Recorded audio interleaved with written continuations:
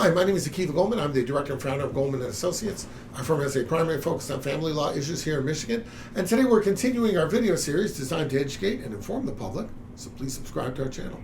A lot of times people will ask us, do they have the ability to revoke parenting time of the other parent? The scenario might be a mom and dad have a child. They're sharing the parenting time back and forth.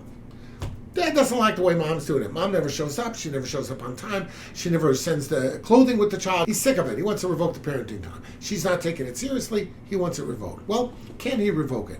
Well, number one, he can't do anything, okay? It's a misnomer. Only the judge can enter an order regarding parenting time. What he can do is he can file a motion with the court and complain about it. He can file a motion and say that she shouldn't have parenting time because in her last 8 parenting time sessions, she's exercised 0 of them.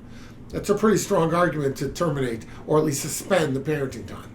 Many times when you go before the court and you ask for a suspension of parenting time or for a termination of parenting time, the court won't do it right off the bat.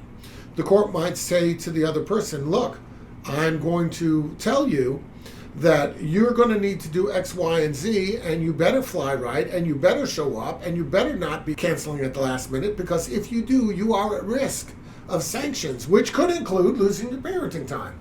The court tends to, especially in new cases where there's a brand new divorce, the court allows for the notion that people might not really have a process going. They might not be in sync on how to manage their time with respect to the court order and their personal lives. And the court may allow for that human frailty to make that mistake once, maybe even twice.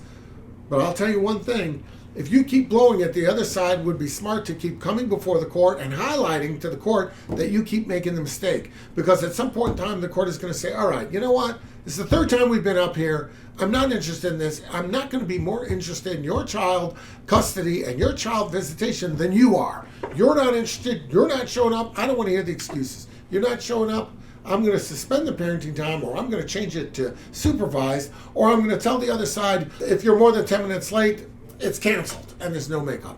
And the court may well do that. And if the court does that, it's going to be a very unfortunate thing. Now, having said that, if you show that you are honoring it and you're back in the system, and you can always apply to the court to put it back the way it was.